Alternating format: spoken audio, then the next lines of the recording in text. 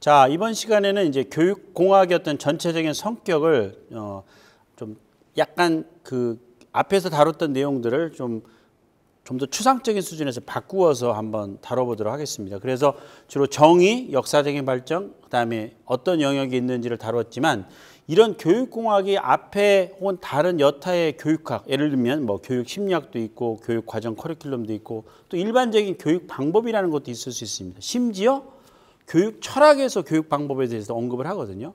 그럼 그런 것과 어떻게 다룰 수 있는지를 좀 살펴보도록 하겠습니다. 자, 이 부분에 관련돼서 제가 여러분들과 같이 좀 다루려고 하는 것은 앞에 공학의 어떤 특징으로부터 잠깐 언급이 됐지만 교육공학이 다른 종류의 어떤 교육학적인 지식이나 접근과 다르다고 하는 것은 바로 이 세 가지 특징, 즉 체제적인, 처방적인, 학습자 지향적인 이 특징이 이제 교육공학적 지식이나 접근의 그 핵심이 될 수 있다라고 볼 수 있는데요. 이게 어떤 의미인지를 좀 살펴보도록 하겠습니다. 먼저 교육공학은 그 체제적인 특징이 있다라는 것을 앞에서 잠깐 언급을 했지만 그것을 또 그 약간 더 좀 더 구체적으로 혹은 추상적 수준에서 같이 좀 살펴본다면 먼저 제일 중요한 그 체제가 어떤 건지를 앞부분에도 이야기했지만 바로 이게 아주 핵심적인 개념입니다. 상호 연관된 요소들의 집합체, 뭐 영어로 말하면 a set of interdependent component라는 말을 합니다. 우리가 생각하는 교육이 무엇이냐와 관련돼서도 교육의 뭐 목적, 내용, 방법들이 서로 연관되면서 교육을 구성하고 있다. 뭐 초등학교나 고등학교나 대학교가 서로 연결시키면서 우리나라 한국 교육을 구성하고 있다.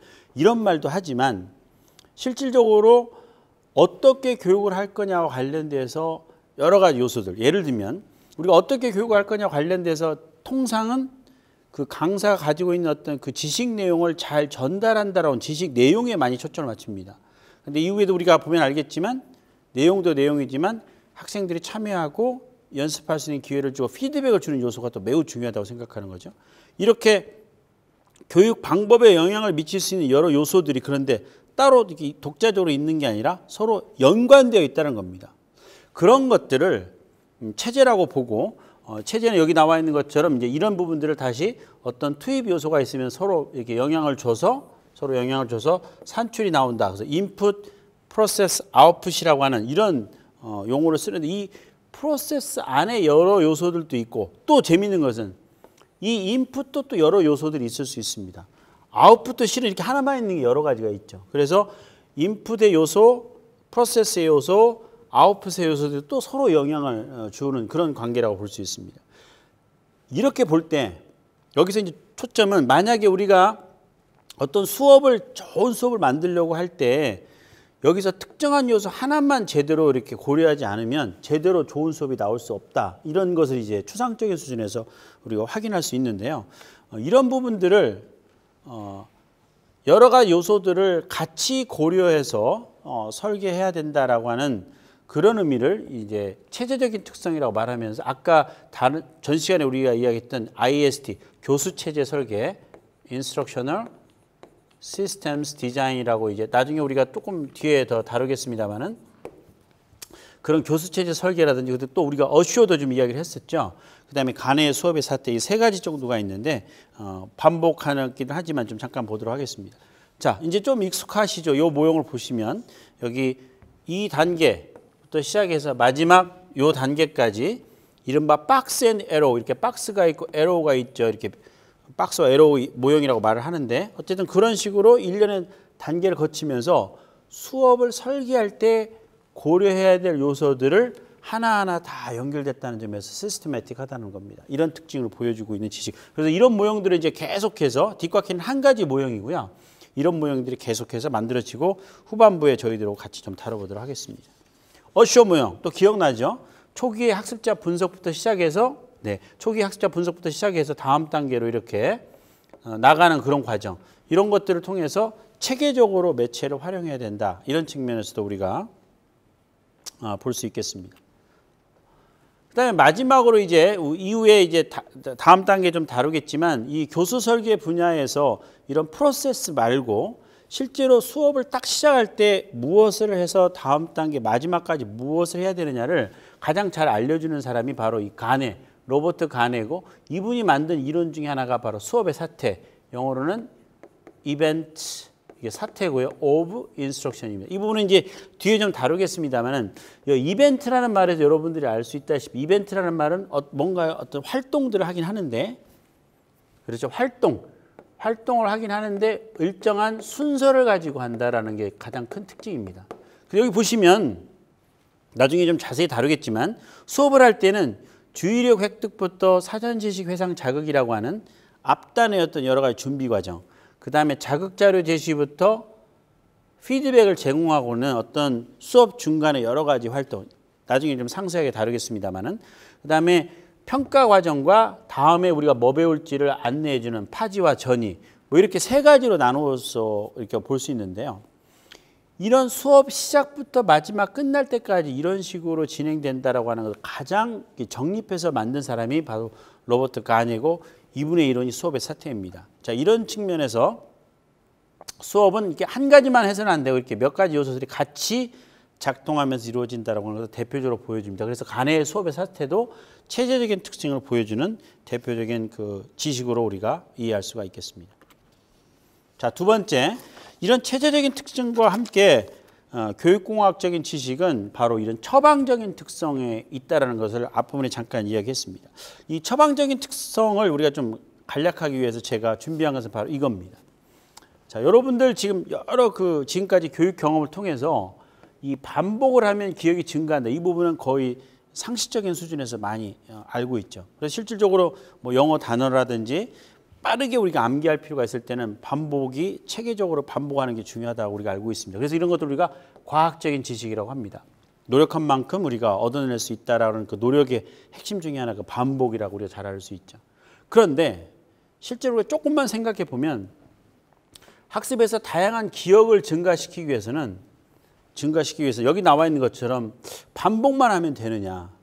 제가 이 퀘스천 마크를 달아놨는데 아마 여러분들도 비슷한 경험을 하실 텐데요. 그냥 무작정 반복하는 게 아니라 예를 들면 뭐 시각적인 어떤 정보와 이렇게 연결시켜서 어소시에이션을 한달지, 직접적인 어떤 경험을 한달지, 그 다음에 반복하기 전에 어떤 관련된 동영상이나 그림 자료를 보면 훨씬 더 기억이 오래되는 경우가 많이 있을 수 있죠. 따라서 반복 말고 몇 가지 것들이 같이 있죠. 이렇게. 그래서 기억을 증가시키는 반복하지 말고 이런 식으로 한 4-5가지 이렇게 해야 된다라고 안내를 해줄 수 있습니다. 자, 이게 과학적인 지식이고 이 과학적인 지식을 베이스로 해서 기억을 증가시키기 하기 위해서 이게 지금 문제 상황입니다. 이런 문제 상황의 답변으로 처방으로 반복하면만 된다라고 말한 건 이게 처방이 아니다라는 겁니다. 처방을 하려면 이것 말고도 다른 요소들이 같이 이렇게 딱 같이 이루어질 필요가 있다는 거죠. 자, 이런 성격이 우리가 처방적인 지식이라고 볼 수 있겠습니다. 그래서 교수 설계 이론 혹은 교수 전략이 처방적인 특징을 가지고 있다는 말을 많이 하는데 그 의미는 어떤 거냐. 아까처럼 기억을 증가하기 위해서는 그게 바로 어떤 겁니까? 이 교수 조건 중에서 어떤 이게 컨디션인데 컨디션 중에서 어떤 거냐. 여기 나와 있는 교수 목적이 여기 들어갈 수 있겠죠. 그러니까 기억을 증가시키기 위한 어떤 그런 교수 조건 혹은 교수 목적을 위해서는 다른 요소들도 이렇게 있지만 어떤 종류의 방법을 써야 되는지 이런 조직 전략. 그러니까 아까 제가 여러분들한테 교육한다는 것은 어떤 거냐라고 했을 때 어떤 종류의 교육 내용, 근데 사례라든지 어떤 연습 문제를 어떤 피드백을 어떤 순서에 따라서 할 거냐 이런 말을 많이 합니다. 그런 것들을 우리가 조직 전략이라고 합니다. 크게 봐서. 그 다음에 어떤 매체를 쓸 거냐.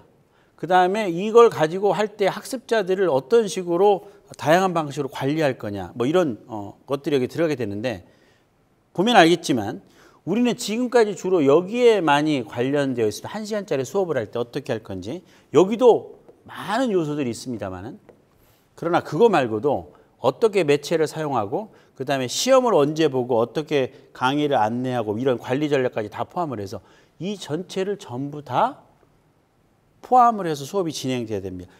이런 의미에서 처방적인 특징이 있다는 겁니다. 그냥 안에서 어떻게 어떤 특정 내용을 설명할 거냐 이것만 생각해서는 처방적인 특징이 아니다라는 거죠. 그래서 이런 교수 방법이고 이 교수 방법이 결과적으로 수업이 효과적이고 그다음에 시간은 전략하고 학생들도 재미있어야 됩니다. 이런 결과 변이까지 갈 수 있다는 거죠.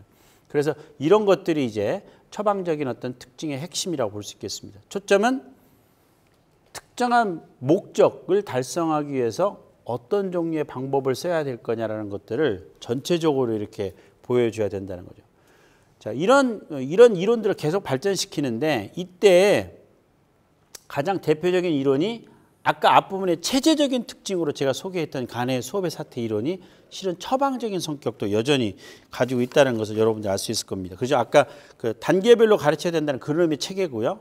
처방적이라는 건 뭡니까? 처음에는 이거 하고 마지막 제일 끝에 이거 하라는 식으로 분명하게 어떻게 하라는 것을 전체적으로 다 보여주는 것, 그런 것들을 우리가 처방적인 특징이다라고 이렇게 보시면 되겠습니다. 자, 마지막으로 이제 학습자 지향적인 특징입니다. 자, 이 부분은 다른 영역에서도 물론 뭐 그 교육심리학이라든지 다른 영역에서도 이 부분에 대해서 물론 강조를 합니다만, 특별히 교육공학은 학문의 그 발전 체계 중에서 학습자의 어떤 학습 과정과 학습자를 도와줘야 된다는 그런 것을 기본 전제로 많이 깔고 있습니다. 그래서 앞에 우리가 시스와 리치 그 정의에서도 보면은 학습을 위한 과정과 자원을 여러 가지 방식으로 설계하고 개발하고 활용한다, 이런 말들을 했죠. 그래서 학습의 어떤 중요성을 초기부터 아주 중요하게 생각합니다. 학습자가 학습하는 과정을 도와줘야 된다. 교수자가 설명하는 것은 그중에 한 가지 요소에 불과하다, 이런 말을 하는 거죠. 그 다음에 또 하나가 이 교육공학이 최근에 와서 보다 더 많은 관심을 갖게 되는 이유가 바로 이 정보사회, 인포메이션 소사이티로 넘어가는 과정이라고 볼 수 있겠습니다. 인포메이션 소사이티는 산업사회와 좀 다르게 다양한 그 학습자의 능력을 요구하는데요. 특히 학습자가 주도적으로 지식을, 수많은 그 지식을 학습자가 주도적으로 학습해 나가는 그런 것들에 더 많이 강조를 하고 있죠. 예전에 정해진 지식을 그냥 강사가 전달하는 걸로는 학습이 제대로 되지 않는다, 이런 말들을 합니다. 이미 정보사회에서 학습자 중심으로 교육이 이루어져야 된다는 게 주변에서 우리가 많이 다루어지고 있죠.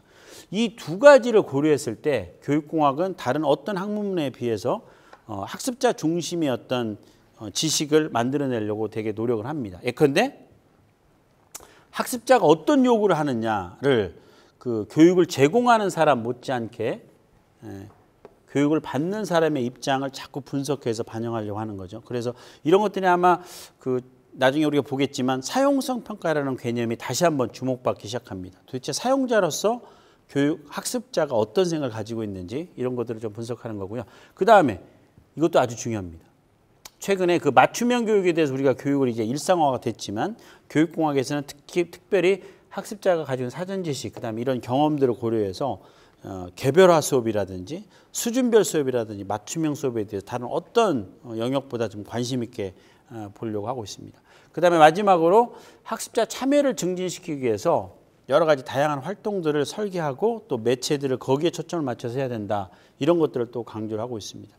그래서 실제 학습자 중심으로 여러 가지 활동을, 지금 여기도 보면 우리 대학에서 어떤 그 아이패드 미니 조그마한 그 도구를 가지고 학습자들끼리 같이 이렇게 문제를 풀어가는 과정을 보여주고 있는데요.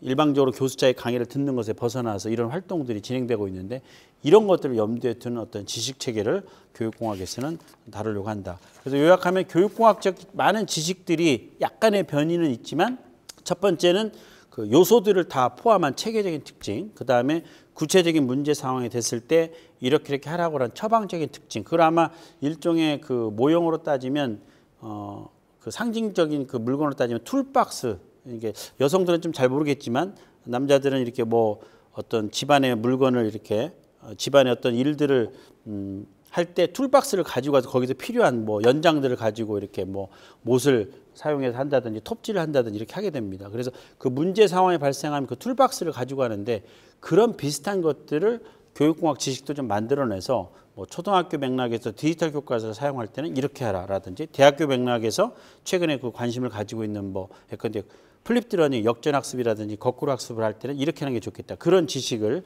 제공해 줄 필요가 있다. 그게 아마 이제 처방적인 특징이고, 마지막으로 학습자 중심적인 특징, 거기까지 교육공학적 지식의 특징으로 우리가 볼 수 있겠습니다.